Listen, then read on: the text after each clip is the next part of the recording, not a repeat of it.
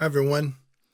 I bought a Comet CTC-50M for my Comet antenna, the GP3. This thing is a window feed through jumper. So this allows me not to drill a hole on the wall. So it's well built.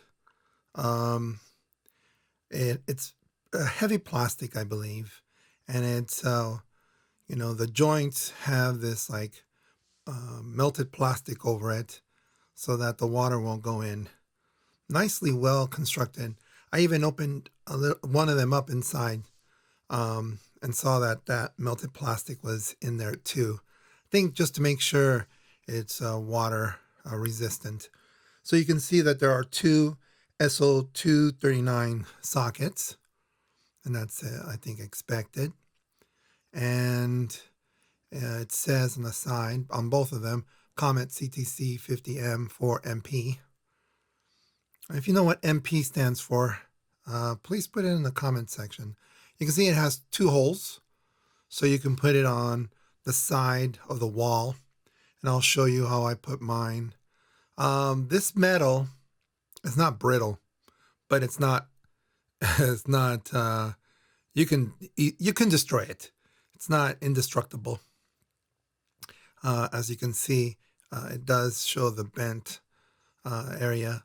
It comes with some screws for the wall and some like tape, double-sided tape that you could put it. But I don't think the tape is really going to hold very nicely. So I use the screws. And comes with some instructions, which gives you a lot of detailed information. And I was surprised when I started reading this. You can't put 100 watts at 144. You can see HF 50 megahertz, 100 watts, PEP 144 megahertz, 60 watts, 440, 40 watts, 1200 megahertz, only 10 watts. And you can see the other impedance, that's good, 50 ohms, and some loss values. So this should give you some idea. It says right there, cable length is 16 inches approximately. So there's my GP3. It does a pretty good job. Sometimes there's some noise that I capture, but I'm not sure where that's coming from.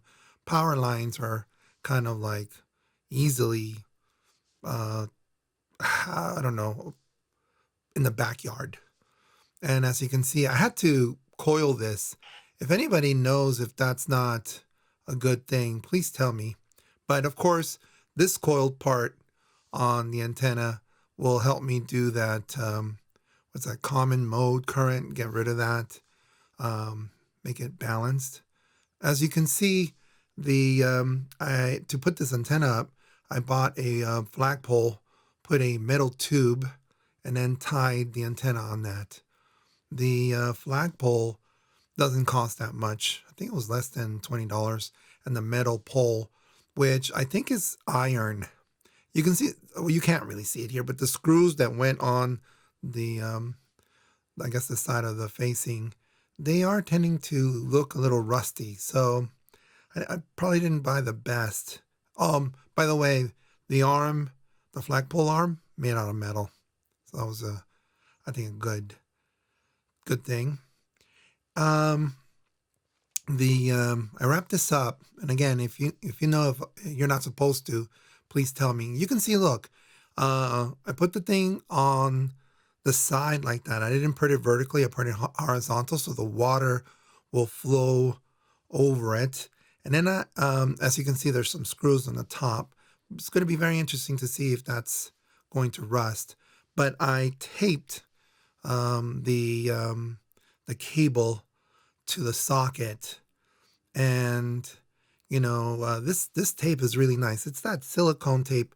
I've found it in 99-cent stores actually, but this one didn't cost me 99 cents. I got this one at the ham store, a ham outlet.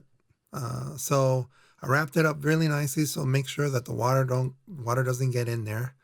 And you can see it's crimped right there.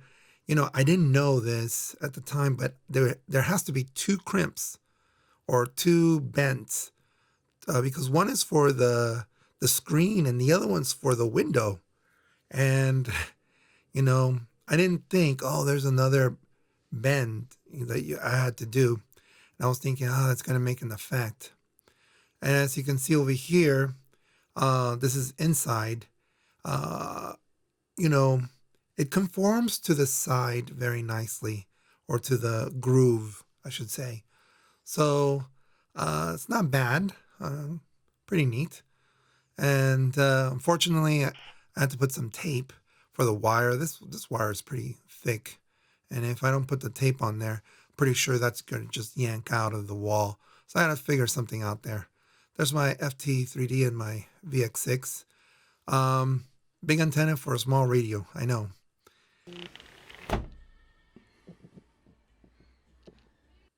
Not bad of a sound. It's really snug. It's not that bad. So I hope this will turn out to be a good purchase. It's about $50. I'll give you a report in about a year.